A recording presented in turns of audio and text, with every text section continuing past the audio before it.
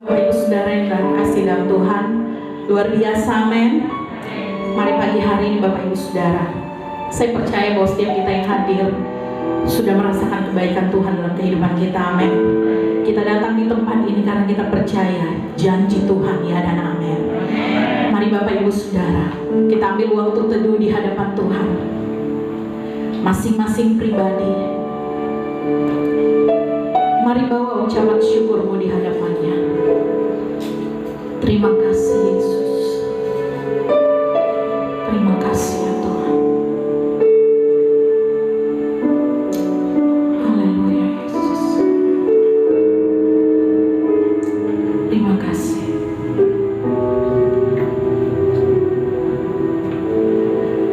Mazmur 28 ayat 6 dan 7. Terpujilah Tuhan karena Ia telah mendengar seruan suara permohonanku. Tuhan adalah kekuatanku dan perisaiku. Kepadanya hatiku percaya. Aku tertolong, sebab itu aku beria-ria hatiku. Dan dengan nyanyianku aku bersyukur kepadanya. Terima kasih Yesus. Kami bersyukur Bapa, oleh karena kemurahan-Mu kami ada saat ini. Terima kasih buat perkenanan-Mu atas hidup kami, sehingga hari ini Tuhan Engkau adakan bagi kami. Bapa yang baik, kami serahkan kehidupan kami pagi hari ini ke dalam tangan-Mu. Kami rindu mengalami perjumpaan bersama Engkau pagi hari ini ya Tuhan. Mari Engkau sucikan, kuduskan hati setiap kami, agar ketika kami datang pagi hari ini, kami mendapatkan kekuatan yang baru, kami mendapatkan jalan keluar, kami mendapatkan pemulihan, kami mendapatkan kelepasan. Berkati setiap jemaat-Mu Tuhan, bahkan mereka yang sedang dalam perjalanan menuju ke tempat ini. Kiranya penyertaan Tuhan boleh menyertai setiap anak-anak-Mu. Tibakan di tempat ini dengan tidak kurang suatu apapun. Kuduskan tempat ini di dalam nama Tuhan Yesus. Karena Engkaulah yang berdaulat Tuhan, karena Engkaulah yang bertahta atas kami, bertahta atas pujian penyembahan kami. Di dalam nama Tuhan Yesus. Haleluya, amin. Terima kasih Tuhan. Sungguh besar setiamu, Kau nyatakan bagiku, ya Yesus. Kau Bapa yang selalu mengerti isi hati.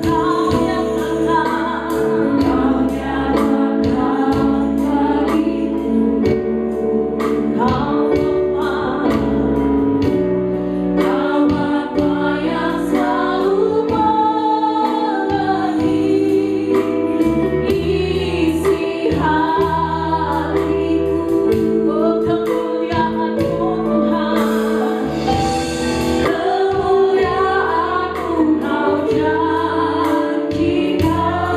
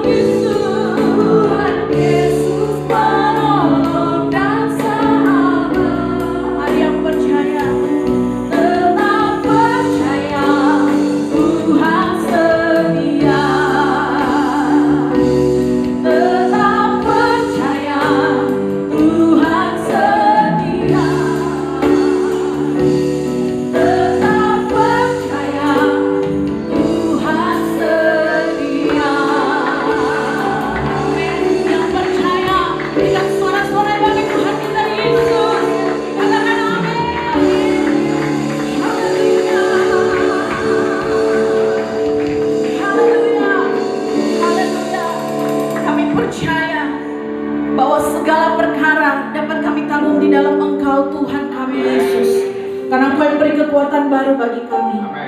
Dan kami nyatakan Engkaulah sahabat kami yang terbaik Tuhan. Di dalam nama Tuhan Yesus, sama-sama dengan saya katakan amin. Haleluya.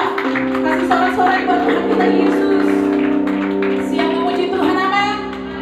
Haleluya.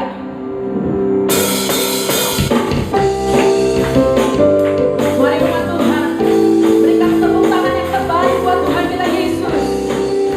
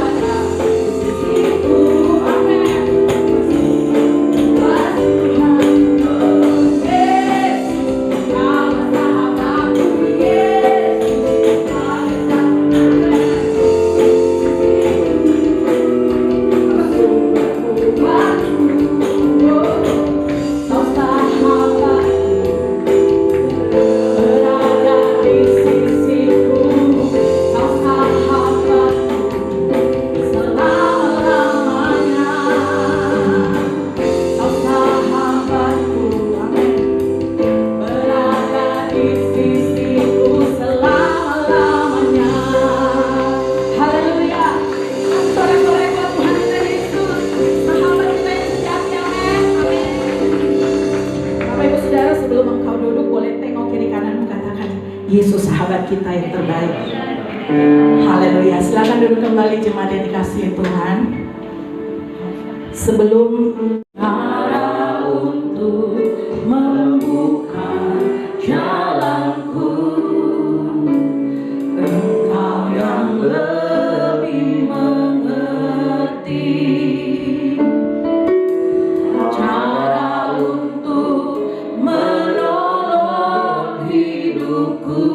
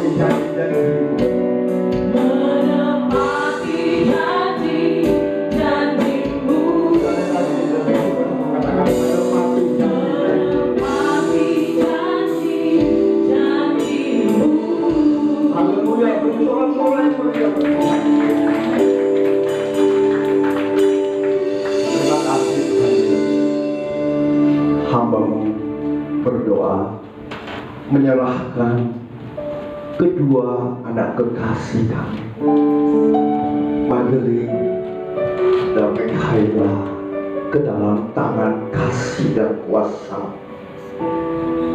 Kiranya Tuhan menjadikan mereka anak-anak kesayangan-Mu, melindungi mereka, menyertai dan memberkati mereka, bahkan memberikan yang terbaik sepanjang hidup mereka.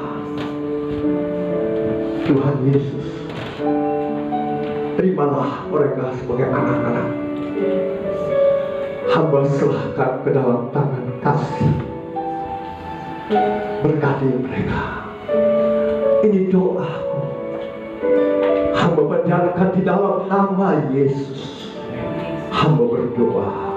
Haleluya, haleluya. Setiap kita yang percaya, sama katakan amin. Berikutnya bersama. Terima kasih, berkati.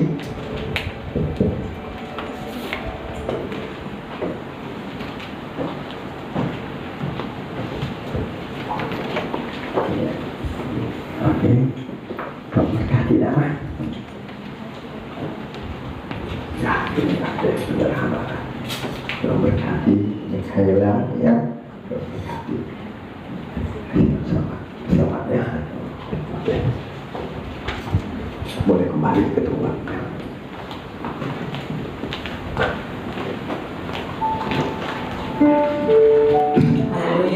sekali lagi berikan sorak-sorai buat Tuhan kita Yesus yang dahsyat. Bapak Ibu Saudara, kita akan mendengarkan kebenaran firman Tuhan pagi hari ini.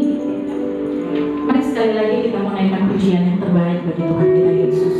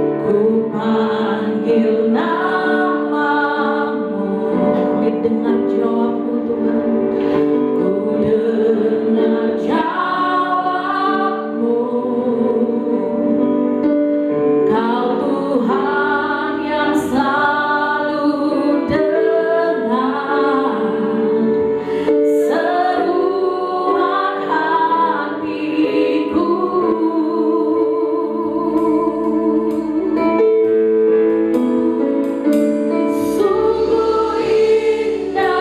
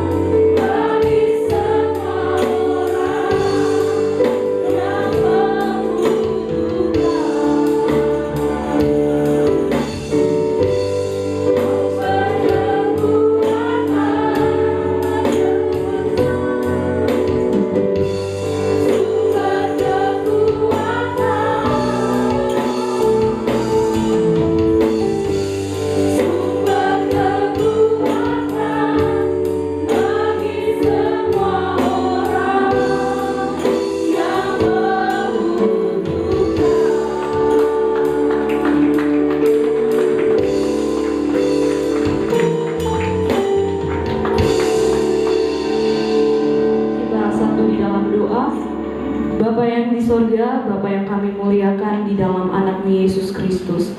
Pada pagi hari ini Tuhan, kami mengucap syukur oleh karena kasih dan anugerah Tuhan yang berlimpah-limpah di dalam kehidupan kami. Kami bersyukur Tuhan, kami boleh memuji dan memuliakan Tuhan. Sekarang Tuhan, kami akan mendengarkan kebenaran firman Tuhan. Tuhan, tolong setiap pribadi kami ya Bapa. Berikan kami hati dan telinga yang mau mendengarkan kebenaran firman Tuhan. Agar ketika firman Tuhan ini disampaikan, Tuhan boleh menguatkan setiap pribadi kami. Boleh membuat kami semakin lebih baik dan menuju ke arah yang lebih benar dalam hadapan Tuhan. Kami serahkan semua ke dalam tangan Tuhan, jemaat Tuhan, bahkan hamba-Mu sendiri yang akan menyampaikan kebenaran firman-Mu, kiranya Engkau menolong setiap kami. Di dalam nama Yesus kami berdoa dan bersyukur. Haleluya. Amin. Puji Tuhan. 6. Kita bersyukur, kita boleh beribadah dan boleh terus bersama bersekutu di dalam persekutuan kita. Jemaat Tuhan yang dikasihi oleh Yesus Kristus, pada pagi hari ini menjelang siang kita akan belajar bersama-sama yang saya beri judul yaitu berani melakukan perubahan. Sekali lagi, berani melakukan perubahan. Jika dalam hidup kita mau berubah, berarti kita harus memiliki keberanian. Mustahil kalau kita katakan kita memiliki komitmen, ketekunan kalau kita tidak memiliki keberanian. Jadi kalau kita katakan bahwa saya ingin berubah, keluarga saya ingin berubah, orang-orang di sekitar ingin berubah, ada perubahan, yang pertama yang harus kita miliki adalah kita memiliki dalam hidup ini adalah keberanian. Jemaat Tuhan, kita boleh membuka Alkitab kita di dalam 2 Raja-Raja pasal yang ke-23 ayat yang ke-4 sampai ayat yang ke-25. Pembacaannya cukup panjang. Kita akan membacanya silih berganti. Saya akan membaca ayat yang ke-4 dan jemaat Tuhan akan membaca ayat yang ke-5, demikian seterusnya. Di dalam 2 Raja-Raja pasal yang ke-23 ayat yang ke-4 sampai ayat yang ke-25. Raja memberikan perintah kepada imam besar Hilkiah dan kepada para imam tingkat 2 dan kepada para penjaga pintu untuk mengeluarkan dari bait Tuhan segala perkakas yang telah dibuat untuk Baal dan Asyera dan untuk segala tentara langit. Lalu dibakarnya semuanya itu di luar kota Yerusalem di padang-padang Kidron, dan diangkutnyalah abunya ke Betel. Ia memberikan untuk membakar korban di bukit pengorbanan di kota-kota Yehuda dan di sekitar Yerusalem. Juga orang-orang yang membakar korban untuk Baal, untuk dewa matahari, untuk dewa bulan, untuk rasi-rasi bintang, dan untuk segenap tentara langit. Dibawanyalah tiang-tiang berhala dari rumah Tuhan keluar kota Yerusalem ke sungai Kidron, lalu dibakarnya di situ dan ditumbuknya halus-halus menjadi abu. Kemudian dicampakkanlah abunya ke atas kuburan rakyat jelata. Ia membawakan berat-berat berkecuali bagi yang ada di rumah Tuhan, tempat orang-orang perempuan bertenun sarung untuk percaya.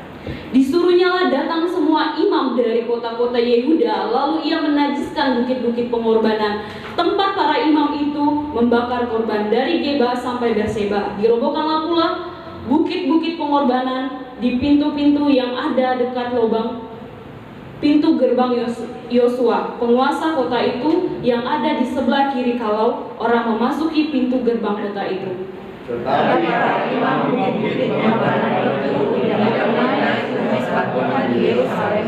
Hanya mereka boleh makan roti yang tidak berair di tengah-tengah saudara-saudara mereka. Ia menajiskan juga Tofet yang ada di lembah Ben Hinnom, supaya jangan orang mempersembahkan anak-anaknya sebagai korban dalam api untuk dewa Molok. Dibuanglah doda-doda yang berkata kepada raja Yehuda untuk dewa matahari di pintu masuk ke rumah Tuhan, dekat bilik Natan Melek, pegawai istana yang tinggal di gedung samping. Juga kereta-kereta dewa matahari dibakarnya dengan api. Mezbah-mezbah yang ada di atas soto tempat peranginan Ahaz yang dibuat oleh raja-raja Yehuda dan mezbah-mezbah yang dibuat Manasye kedua kedua pelantaran rumah Tuhan dirobohkan oleh raja dan diremukkan di sana, lalu dicampakkan abunya ke sungai Kidron. Bukit-bukit pengorbanan yang ada di sebelah timur Yerusalem, di sebelah selatan bukit kebusukan, dan yang didirikan oleh Saul, raja Israel, untuk Ashtoreth, dewa kejijikan sembahan alam Sidon, dan untuk Tamus, dewa kejijikan sembahan Moab, dan untuk Milkom, dewa kekejian sembahan orang Ammon, dinajiskan oleh raja. Ia memecahkan tugu-tugu berhala dan menebang tiang-tiang berhala, lalu ditimbunnya tempat-tempat itu penuh dengan tulang-tulang manusia. Juga misalnya ada di Betel, bukit pengorbanan yang dibuat oleh Yerobeam bin Nebat, yang mengakibatkan orang Israel berdosa. Mesbah dan bukit pengorbanan itu pun dirobohkannya, dan batu-batunya dipecahkannya, lalu ditumbuknya halus menjadi abu, dan dibakarkan tiang berhala.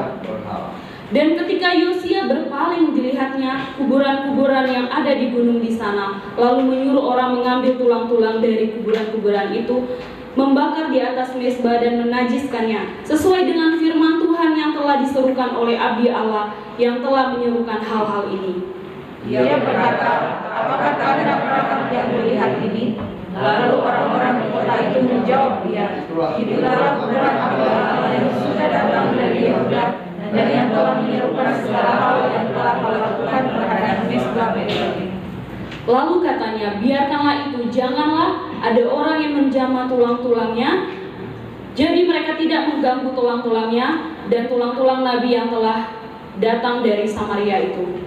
Juga segala kuil di bukit pengorbanan yang di kota-kota Samaria yang dibuat oleh raja Israel untuk menimbulkan sakit hati Tuhan, dijauhkan oleh Yosia, dan dalam hal ini ia bertindak tepat seperti tindakannya di Betel. Ia menyembelih di atas mezbah-mezbah itu semua imam bukit-bukit pengorbanan yang ada di sana, dan dibakarnya tulang-tulang manusia di atasnya. Lalu pulanglah ia ke Yerusalem. Kemudian raja memberi perintah kepada seluruh bangsa itu, rayakanlah Paskah bagi Tuhan Allahmu, seperti yang tertulis dalam kitab Perjanjian ini. Sebab tidak pernah lagi dirayakan Paskah seperti itu sejak zaman para hakim yang memerintah atas Israel, dan sepanjang zaman raja-raja Israel dan raja-raja Yehuda. Tetapi barulah dalam tahun ke-18 zaman Raja Yosia, Paskah ini dirayakan bagi Tuhan di Yerusalem. Para pemanggil arwah dan para pemanggil roh peramal, juga terafim, berhala-berhala, dan segala dewa kejijikan yang terlihat di tanah Yehuda dan di Yerusalem dihapuskan oleh Yosia dengan maksud menepati perkataan Taurat yang tertulis dalam kitab yang telah didapati oleh Imam Hilkia di rumah Tuhan.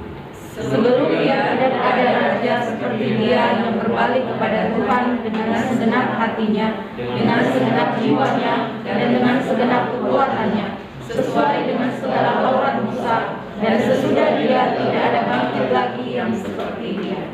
Puji Tuhan, saya akan membacakan ayat yang ke-25 sekali lagi. Sebelum dia tidak ada raja seperti dia yang berbalik kepada Tuhan dengan segenap hatinya, dengan segenap jiwanya, dengan segenap kekuatannya, sesuai dengan segala Taurat Musa, dan sesudah dia tidak ada bangkit lagi yang seperti dia. Jemaat yang dikasihi oleh Tuhan, saya ingin bertanya kepada jemaat, pernahkah jemaat ketika merenungkan firman Tuhan cenderung kita hanya melihat dari Perjanjian Baru? Kita selalu merenungkan mungkin kisah raja-raja.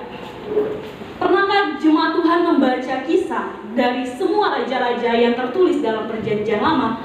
Terkhususnya kita bisa lihat 1-2 raja-raja, bahkan 1-2 Tawarik, 1-2 Samuel, menjelaskan begitu banyak kehidupan orang-orang yang tidak setia. Ketika kita membaca panjang lebar, kita mungkin beranggapan ini adalah kisah yang biasa, kisah yang tidak memiliki pengaruh yang luar biasa dalam hidup kita. Sekali lagi, semua kebenaran firman Tuhan yang tercatat di dalam Alkitab kita itu tidak ada yang sia-sia. Itu bukan cerita sejarah, tetapi ini mengingatkan kita, jemaat Tuhan, bahwa begitu banyak orang-orang pada zaman itu dalam perjanjian lama terus berbalik kepada Tuhan, berani melakukan perubahan. Bapak Ibu jemaat Tuhan, kita biasanya kalau kita mau berubah ya, biasanya kita bikinnya di awal tahun, mau mengakhiri tahun, seperti contoh tahun 2020. Di awal tahun banyak sekali list-list yang akan kita buat di tahun 2021, benar? Kita seperti contoh saya ingat sekali sebelum saya memasuki 2021 saya berdoa, Tuhan saya mau berubah. Salah satu perubahan yang ingin saya lakukan yaitu jujur, saya harus mengurangi penggunaan gadget, penggunaan smartphone. Karena itu menyita terlalu banyak waktu saya tanpa saya sadari. Ketika saya merenungkan, terlalu banyak menyita waktu saya di gadget. Itu list yang pertama yang saya buat. List yang kedua yang saya buat, yang ingin saya berubah yaitu, Tuhan, tolong saya untuk giat lagi membaca firman Tuhan. Gitu. List yang ketiga, Tuhan, tolong di dalam keluarga kami, tolong Tuhan, saya mau melakukan perubahan adanya mesbah doa bagi keluarga. Sebelum saya pulang, saya ingin berani melakukan perubahan itu di dalam keluarga. Saya mau bahwa keluarga kami memiliki mesbah doa, memiliki renungan pribadi antara keluarga, antara ayah, ibu, dan anak-anak. Saya mau melakukannya. Tapi saya bilang, aduh, tahun depan saya. Jadi ketika saya bilang saya mau berubah, mau melakukan perubahan, saya tidak memiliki keberanian. Terkadang kita tidak memiliki keberanian itu, saya nggak tahu itu berasal dari mana. Itu biasanya itu tabiat manusia, tidak berani melakukan hal yang benar. Ketika berada di tengah-tengah orang yang begitu menyimpang. Kita belajar dari Yosia, Raja Yosia. Saya membaca ayat yang pasal yang ke-22. Yosia berumur 8 tahun pada waktu ia menjadi raja, dan 31 tahun lamanya ia memerintah Yerusalem. Nama ibunya ialah Yedida binti Adaya dari Boskat. Ia melakukan apa yang benar di mata Tuhan dan hidupnya seperti Daud bapak leluhurnya, dan tidak menyimpang ke kanan dan ke kiri. 8 tahun, anak 8 tahun menjadi raja. Saya tanya Katie tadi umurnya berapa? Katie bilang 10. Jadi lebih kecil dari Katie. 8 tahun dia menjadi raja. Jemaat Tuhan, sebelumnya ada juga raja-raja yang melakukan apa yang benar di mata Tuhan. Tapi saya katakan mereka raja-raja yang tidak memiliki keberanian. Apa yang harus kita lakukan ketika kita ingin melakukan perubahan? Yang pertama, yang harus kita lakukan kalau kita membaca konteks ini, yaitu kita berani menyatakan kesalahan atau menegur. Sekali lagi, kita harus memiliki keberanian untuk menyatakan kesalahan atau menegur. Ini beda dengan menghakimi ya. Beda dengan menghakimi dan menyatakan kesalahan. Jemaat Tuhan, saya ada mencatat bahwa jemaat Tuhan bisa melihat Yosia ini adalah raja yang berbeda. Mengapa saya katakan dia berani menyatakan kesalahan bangsa itu? Lihat di dalam 1 Raja-Raja 15 ayat yang ke-14. Dalam 1 Raja-Raja, saya akan membacanya mulai dari ayat yang ke-13. Ayat yang ke-12. Ya. Ia menyingkirkan, di sini ada Raja Asa ya. Raja Asa, mungkin ayat yang ke-11 mungkin Pak. Oke. Asa melakukan apa yang benar di mata Tuhan seperti Daud bapak leluhurnya. Ia menyingkirkan pelacuran bukit dari negeri itu dan menjauhkan segala berhala yang dibuat oleh nenek moyangnya.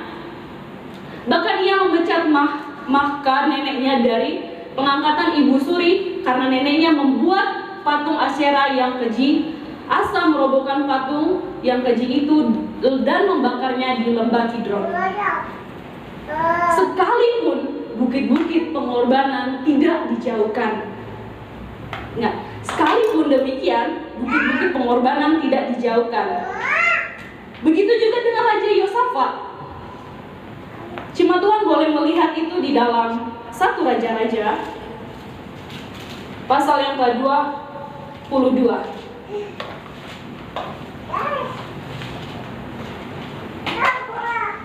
Ayat yang ke-44, saya akan membacakannya. Yosafat, anak Asa, menjadi raja atas Yehuda dalam tahun keempat zaman Allah. Ayat yang ke-44, hanya bukit-bukit pengorbanan tidak dijauhkan. Orang masih mempersembahkan dan membakar korban bukit-bukit itu. Ada banyak raja-raja yang melakukan apa yang benar di mata Tuhan. Tapi ingat, mereka tidak memiliki keberanian untuk menyatakan bahwa bangsa ini salah, telah mempersembahkan korban kepada berhala-berhala. Tidak hanya itu, jemaat Tuhan, maka mereka mempersembahkan anaknya. Itu jemaat Tuhan sudah baca tadi di dalam 2 Raja-Raja. Mereka mempersembahkan anaknya kepada dewa Molok. Raja-raja yang benar di mata Tuhan, mengapa mereka tidak memiliki keberanian untuk menyatakan bahwa bangsa ini salah? Kelakuannya sungguh sangat, bagi Tuhan itu sangat tidak benar. Banyak orang-orang Kristen saat ini, kalau melihat saudara-saudaranya seiman melakukan kesalahan, kita berpikir seperti ini: dia sudah dewasa, itu urusannya dia dengan Tuhan. Saya bahkan terkadang seperti itu ya, ketika saya melihat teman saya melakukan kesalahan, itu benar-benar saya tahu itu salah, itu berdosa. Saya bilang dalam hati kayak gini, itu urusannya dengan Tuhan, dia kan sudah dewasa. Pernahkah kita demikian ketika kita melihat saudara kita, teman pelayanan kita, orang-orang yang bekerja bersama-sama dengan kita, ketika mereka berbuat salah, kita memiliki sikap yang tidak peduli dengan memberi pembenaran diri kita bahwa itu adalah urusannya dia dengan Tuhan. Dia sudah dewasa. Apakah Yesus mengajarkan kita demikian ketika kita melihat saudara seiman kita berbuat salah? Apakah Yesus bilang itu urusannya dia dengan Tuhan? Saya rasa tidak. Yesus bahkan bilang di dalam Matius ayat yang ke-5, pasal yang ke-5 ayat yang ke-28, di dalam Matius 18 ayat yang ke-15. Apabila saudaramu berbuat dosa, tegurlah dia di bawah 4 mata. Jika ia mendengar nasihatmu, engkau telah mendapatkannya kembali. Kita cenderung tidak mau menegur saudara-saudara kita karena kita berpikir bahwa dia sudah dewasa. Mungkin secara umum dia dewasa secara umur, tetapi kita tidak pernah tahu kedewasaan iman seseorang. Oleh sebab itu, sebagai orang-orang yang kita katakan kita adalah orang-orang yang hidup di dalam Tuhan, orang-orang yang kita katakan kita ini satu di dalam persekutuan Tuhan, mengapa kita tidak mau menegur saudara seiman kita? Raja-raja terdahulu, mereka tidak memiliki keberanian untuk menyatakan kesalahan bangsa itu. Kenapa? Karena mereka mungkin berpikir bahwa diri saya saja yang selamat, yang lainnya itu urusan dia dengan Tuhan. Kalau demikian, mungkin kalau Yesus mengajarkan demikian, mustahil adanya pemberitaan Injil. Kita juga enggan menyatakan kesalahan karena kita merasa tidak enak. Kita merasa tidak enak dengan orang tersebut. Bayangkan jemaat Tuhan, jika Raja Yosia merasa tidak enak kepada bangsanya, mungkin saat itu tidak akan mungkin terjadi perayaan Paskah. Orang-orang masih mempersembahkan anak-anaknya kepada dewa Molok. Kita sebagai orang percaya itu tahu kebenaran, tapi mengapa kita sulit untuk menyatakan kebenaran itu kepada orang yang bersalah.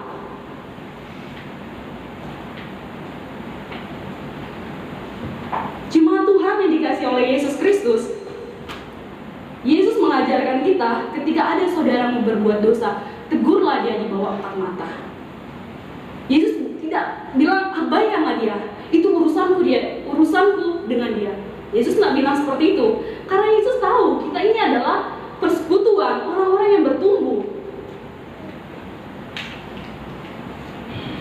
Saya ingin bertanya kepada jemaat Tuhan, sebagai orang tua, siapa sih orang tua yang tidak pernah menegur anaknya? Mungkin Kak Wawa ya, pernah menegur mungkin Nesya ketika dia salah? Pernah. Kenapa Kak Wawa bisa menegur? Karena memiliki hubungan. Kalau kita katakan kita adalah orang-orang yang percaya, orang-orang yang hidup dalam persekutuan Tuhan, kita memiliki hubungan. Mengapa ketika saudara seiman kita melakukan kesalahan, kita mengabaikan dia? Kita merasa tidak enak untuk menegur dia. Beda ya, sekali lagi saya katakan beda menghakimi dengan menegur. Kalau menghakimi, kita merasa bahwa orang itu adalah orang yang paling bersalah dan kita tidak pernah berbuat demikian. Itu menghakimi. Tapi ketika kita menegur, kita tahu dia salah, kita mau menolong dia. Ketika kita menegur supaya dia tidak merasa tidak enak atau menjauhkan, kita berdoalah kepada Tuhan. Kalau Bapak Ibu jemaat Tuhan ingin adanya perubahan, baik di dalam keluarga, di tempat pekerjaan, di dalam gereja, kita harus berani menyatakan kesalahan. Karena setiap kita tiap hari terus melakukan kesalahan. Terkadang kita tidak bisa melihat kesalahan kita, mungkin orang lain bisa melihat itu. Itulah spesialnya orang-orang Kristen ya, harusnya. Kita memiliki keistimewaan untuk menolong saudara seiman kita. Tuhan telah memberikan kita kesempatan untuk menegur dia. Ketika kita tidak menegur dia atau kita tidak menolong dia, menyatakan bahwa perbuatan-perbuatannya salah, 5 tahun atau 10 tahun mungkin kita nggak akan pernah lihat di dalam ibadah lagi, di dalam gereja, dalam persekutuan, karena dia sudah terbiasa melakukan perbuatan-perbuatan yang salah. Oleh sebab itu, sebagai orang-orang yang percaya, kita harus memiliki sikap seperti Raja Yosia. Dia berani, walaupun dia sendiri. Kita harus memiliki keberanian, berani untuk menegur orang lain, dan berani dan mau menerima teguran orang. Apakah jemaat GBI Anugerah siap melakukannya? Puji Tuhan. Yang kedua, ketika kita mau melakukan perubahan, yang pertama kita berani menyatakan kesalahan, yang kedua yaitu kita berani bertindak. Berani bertindak. Mengapa saya katakan kita harus berani bertindak? Dalam pembacaan kita, apa yang Yosia lakukan? Dia membasmikan, membakar, menghancurkan segala berhala, patung-patung berhala, tempat-tempat pengorbanan. Dia mengambil tindakan. Kita juga sebagai orang yang percaya, kita harus juga memiliki tindakan.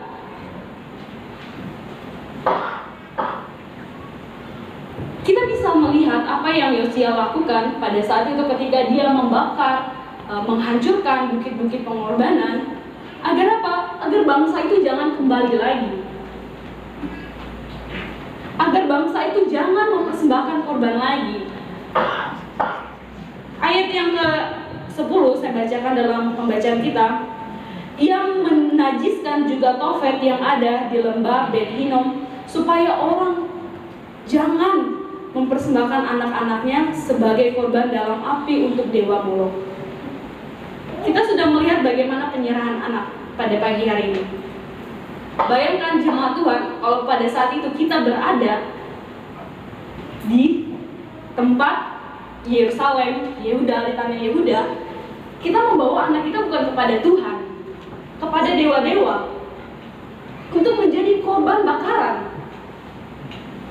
Anak-anak menjadi korban bakaran.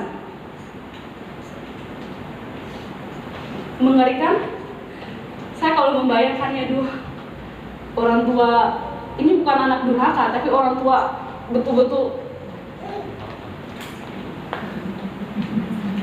kayak kejam sekali ya. Saya kayak membayangkannya, orang tua mana yang rela mempersembahkan anaknya ke dalam korban apian, membakar anaknya. Israel pada saat itu, Yehuda saat itu dibutakan oleh berhala-berhala. Oleh sebab itu Yosia melihat bahwa tindakan yang dia lakukan dalam menghancurkan itu adalah tindakan yang tepat. Begitu juga kalau kita mau adanya perubahan dalam diri kita, kita harus menghancurkan dosa yang ada dalam hidup kita. Jangan kita mau berkompromi dengan dosa itu. Jangan memberikan kesempatan bagi dosa itu untuk menguasai pikiran kita, perbuatan kita, hati kita. Tapi kita seperti Yosia bertindak menghancurkan. Ketika kita bilang kita mau berubah, perubahan tindakannya itu kita menghancurkan. Menghancurkan apa? Dosa-dosa yang ada dalam hidup kita.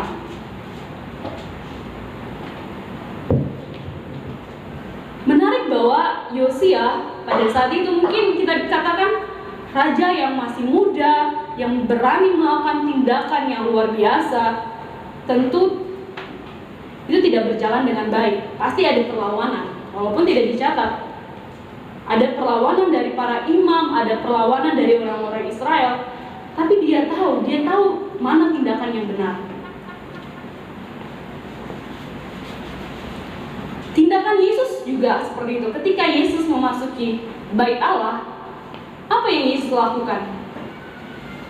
Bapak Ibu pernah membacanya? Ketika Yesus memasuki bait Allah, dia apa? Membalikan semua meja-meja yang ada di situ. Karena dia sadar ini adalah rumah Tuhan. Tindakan Yesus mungkin saat itu bagi murid-murid itu kelihatan konyol. Dari mana Yesus memiliki keberanian? Karena dia tahu tindakannya adalah benar. Terkadang kita berani bertindak dalam perbuatan-perbuatan yang salah. Manusia cenderung seperti itu, saya juga demikian. Kalau untuk melakukan tindakan yang salah, kita berani. Ketika kita ingin melakukan tindakan yang benar, bagi semua orang yang menyimpang, itu kayak rasa kecil. Tidak ada nih. Walaupun saya melakukan tindakan seperti ini, mungkin saya akan dibunuh, saya akan dijauhi, saya akan semuanya hal-hal yang negatif. Tindakan Yesus itu adalah tindakan yang tepat. Jemaat Tuhan, jika jemaat Tuhan merenungkan apa yang disampaikan Bapak Gembala, juga ada kaitannya dengan khotbah saya. Dalam pelayanan Yesus ada tindakan yang Yesus lakukan yang sangat unik, yaitu tindakan Yesus dalam perjanjian baru yang kita bisa lihat bahwa Yesus memperhatikan anak-anak. Di dalam, coba Bapak Ibu jemaat Tuhan membaca dari Kejadian sampai Maleaki, adakah nabi-nabi yang seperti Yesus? Adakah orang-orang yang takut kepada Tuhan yang seperti Yesus yang sangat memperhatikan anak-anak? Yesus memberikan contoh yang sempurna ketika dia melakukan tindakan. Tindakan Yesus adalah memberkati anak-anak, memberikan perhatian bagi anak-anak. Itu sangat luar biasa.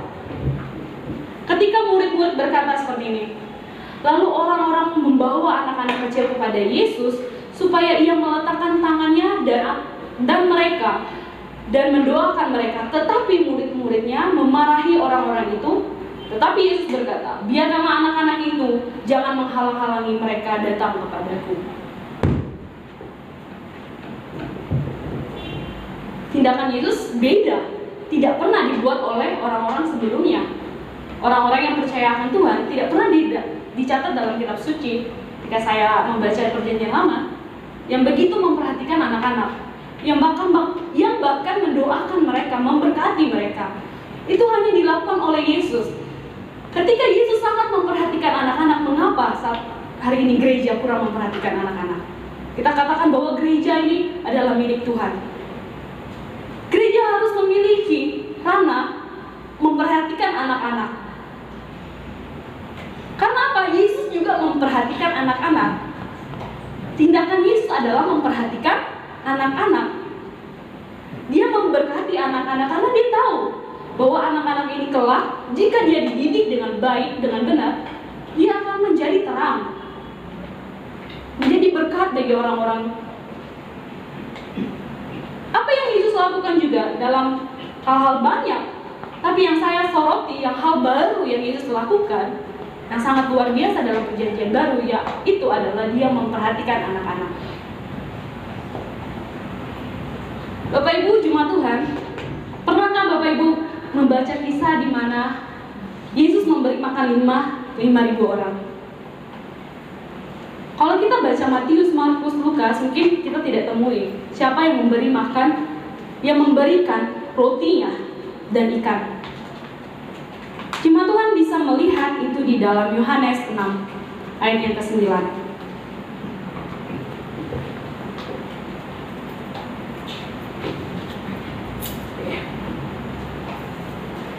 Di dalam Yohanes 6, di sini ada seorang anak yang mempunyai 5 roti jelai dan 2 ikan. Tetapi apakah artinya itu untuk orang sebanyak ini? Jemaat Tuhan, waktu Yesus sedang berbicara, banyak orang-orang, tentu mereka pada saat itu kelaparan. Dan Yesus berkata, apa yang ada padamu? Yesus berkata kepada murid-muridnya. Dia juga berkata kepada murid-muridnya, berikan mereka makan sebelum mereka balik.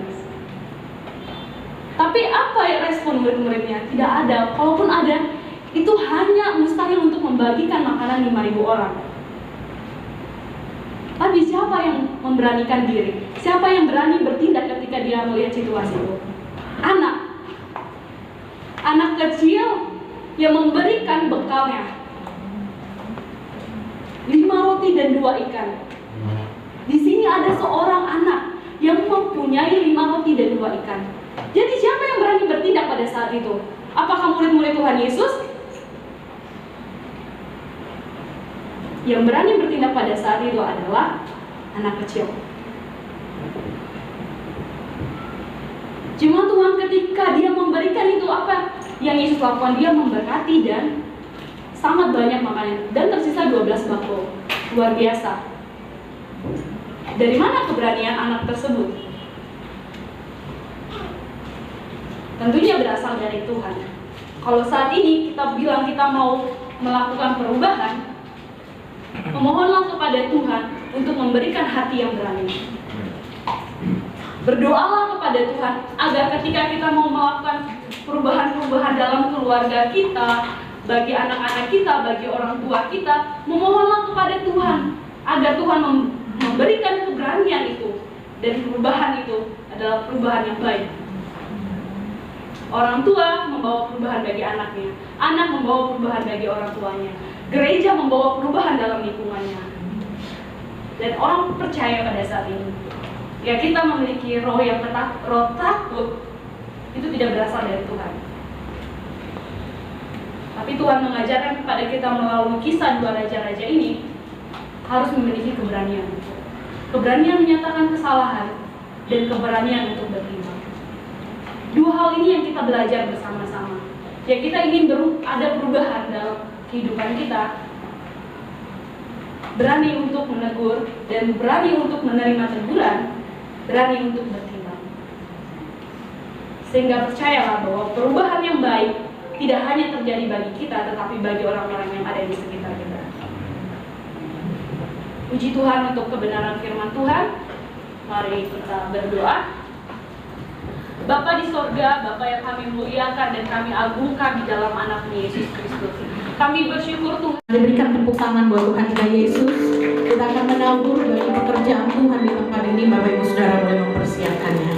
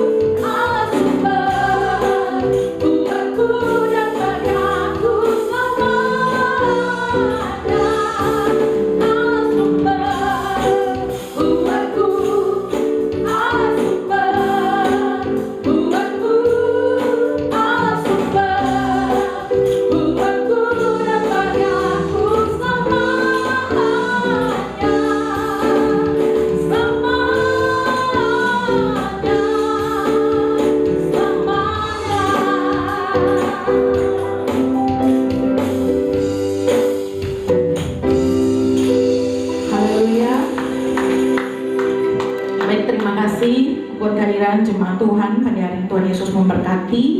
Terima kasih buat pelayanan Evangelis Nia. Tuhan Yesus memberkati. Dan jemaat Tuhan, kita akan memberikan beberapa pengumuman. Kita akan kembali bertemu dalam ibadah raya GBI Anugerah minggu depan tanggal 20. Di tempat ini kita akan dilayani oleh Ibu Evangelis Meske.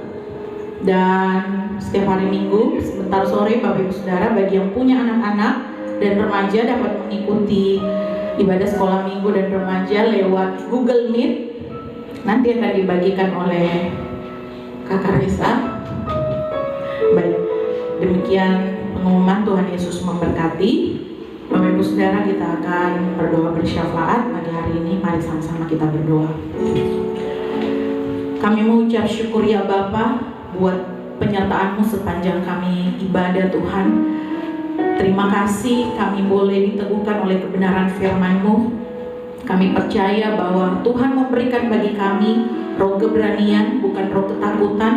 Kami percaya bahwa Roh-Mu yang kudus itu membangkitkan keberanian bagi kami untuk tetap menyatakan apa yang benar di mata Tuhan, agar kami boleh bertindak, melakukan sesuai kehendak Tuhan.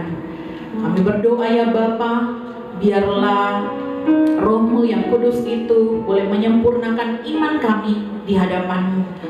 Dan kami berdoa kiranya Engkau terus memakai hamba-Mu Evangelis Nia dalam masa mudanya, dalam studinya, dalam pelayanannya, dalam keluarganya. Engkau menyatakan apa yang baik sesuai kehendak-Mu Tuhan. Berkati, Engkau sertai, bahkan apa yang dicita-citakan diharapkannya Tuhan, Engkau menyatakan itu. Terima kasih ya Bapa. Kami juga berdoa Tuhan menyerahkan Bapak Gembala, Ibu Gembala, serta setiap hamba-hamba-Mu yang melayani di tempat ini. Biarlah kesatuan hati, kesatuan roh terus Engkau nyatakan. Engkau ikat kami semua dengan tali kasih-Mu ya Bapa. Bahkan terlebih lagi Tuhan, berikan kami hati yang tulus, hati yang punya motivasi yang benar di hadapan Tuhan.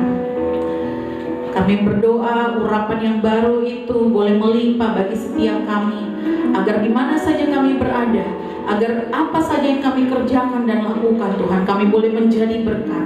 Terima kasih ya Bapa. Kami juga pagi hari ini telah menabur bagi pekerjaan-Mu di tempat ini ya Tuhan. Kami percaya bahwa ketika kami memberi, kami tidak berkekurangan, bahkan kami memberi dengan hati yang penuh limpah dengan syukur. Terima kasih Tuhan Yesus. Engkau memberkati setiap anak-anak-Mu yang boleh menabur bagi pekerjaan-Mu di tempat ini. Mereka yang mengembalikan perpuluhan. Kami percaya ya Tuhan bahwa janji-janji firman-Mu digenapi dalam hidup pribadi lepas pribadi. Terima kasih Tuhan Yesus. Kami menyerahkan juga buat ibadah sekolah minggu dan remaja sebentar sore lewat Google Meet. Engkau hadir di sana, menjamah, menyertai, memberkati anak-anak sekolah minggu dan remaja, bahkan hamba-Mu yang akan mengajar lewat Google Meet. Tuhan Yesus memberkati mereka semua. Kami juga menyerahkan ibadah raya minggu depan. Kami percaya kuasa-Mu, hadirat-Mu ada di sana mendahului kami, memberkati, kuduskan tempat yang kami pakai ini Tuhan. Setiap pelayan yang akan melayani juga Engkau terus mengurapi. Terima kasih Tuhan Yesus. Berkati tempat ini, berkati pemilik tempat ini Tuhan. Kami percaya bahwa kehidupannya boleh tetap menjadi berkat, dan terlebih lagi semakin hidup dekat dengan Engkau Tuhan. Kami menyerahkan juga ya Bapa buat jemaat-Mu GBI Anugerah Makassar, kami yang ada saat ini Tuhan. Bahkan kami menyerahkan baik rumah tangga demi rumah tangga, keluarga demi rumah tangga, anak-anak sekolah minggu, remaja, pemuda, dewasa muda, para orang tua. Kami berdoa di dalam nama Tuhan Yesus. Tuhan, mengalir berkat-Mu, mengalir kuasa-Mu. Kami yang datang dengan sakit, kami disembuhkan, kami dipulihkan, kami dilepaskan oleh Yesus Tuhan yang berkuasa atas kami. Terima kasih ya Bapa. Kami juga berdoa buat saudara-saudara kami, teman-teman kami yang tidak ada bersama-sama dengan kami saat ini. Mereka mungkin yang ada di luar kota, atau mereka yang sedang sakit, atau di mana saja mereka berada, kami percaya Engkau menyertai, menjamah mereka Tuhan. Terima kasih Bapa, berkati kota Makassar, berkati bangsa Indonesia. Jadikanlah kota ini menjadi kota yang penuh dengan kemuliaan Tuhan. Berkati pemerintahan yang ada, biar mereka boleh menjadi pemerintah yang benar-benar takut akan Tuhan. Begitu juga bangsa Indonesia, curahkan berkat pertobatan atas bangsa ini, pemulihan atas bangsa ini, bahkan seluruh dunia. Terima kasih Tuhan Yesus. Kami percaya ketika kami berserah atas hidup kami kepadamu Tuhan, Engkau tidak akan pernah meninggalkan kami. Engkau menolong kami, memberi jalan keluar bagi setiap kami. Terima kasih Tuhan Yesus. Ini doa syukur kami di hadapan-Mu Bapa. Dan biarlah semuanya boleh jadi seturut sesuai kehendak-Mu saja.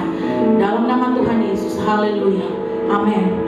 Mari jemaat Tuhan sedang bangkit berdiri bersama-sama.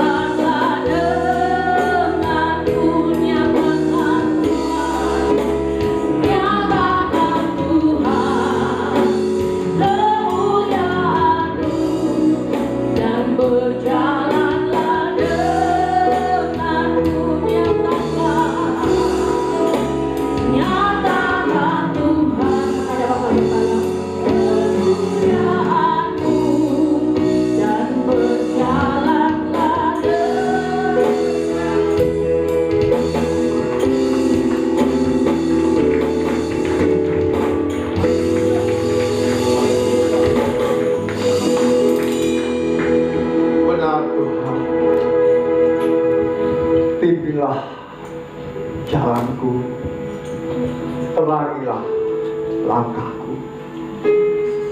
Ku tak mau berjalan tanpa Roh. Ini pujian yang Tuhan ingatkan saat hamba-Mu tadi bangun pagi setengah 3. Dan hamba naikkan pujian. Ku tak mau berjalan Tuhan tanpa Engkau membimbingku. Ku perlu Engkau dalam hidupku. Ku percaya Tuhan semua jemaat-Mu yang Kau kasihi memerlukan Engkau dalam hidup mereka.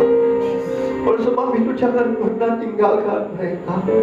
Mari Engkau menjamah setiap mereka yang malas Tuhan, berikan hati yang rajin, yang taat lebih lagi Tuhan.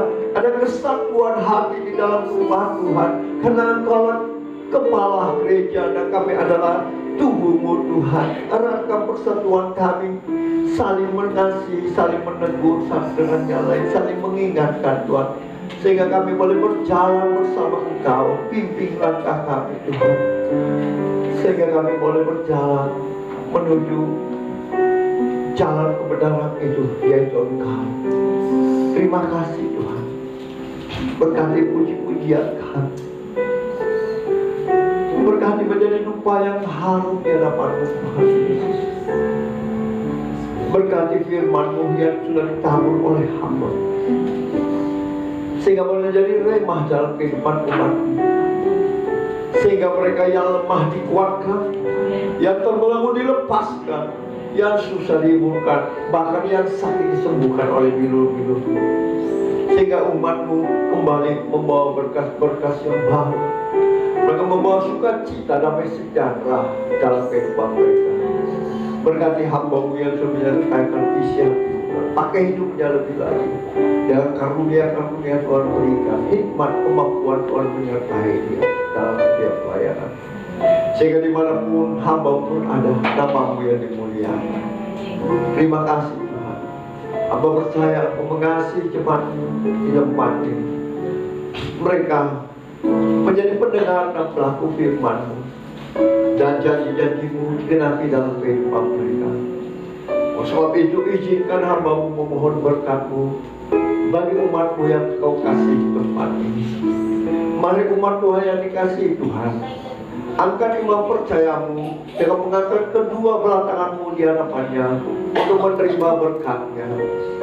Diberkatilah Engkau di kota, diberkatilah Engkau di ladang, diberkatilah buah kandungan-Mu, diberkatilah adonan-Mu, diberkatilah bakul-Mu, diberkatilah keluar masuk-Mu. Dibiarkan musuh-Mu bagi berperang-perang terpukul kalah olehnya, dan apa yang sedang Kau usahakan Tuhan berkati, sehingga Engkau semakin naik dan tidak pernah turun. Engkau menjadi kepala dan bukan menjadi ekor, mulai pagi siang hari ini sampai kekal selama-lamanya. Yang percaya diberkati Tuhan, dilindungi, disertai, dan dipelihara Tuhan. Sama-sama kita katakan amin. Beri kemuliaan dan kemuliaan Tuhan. Terima kasih.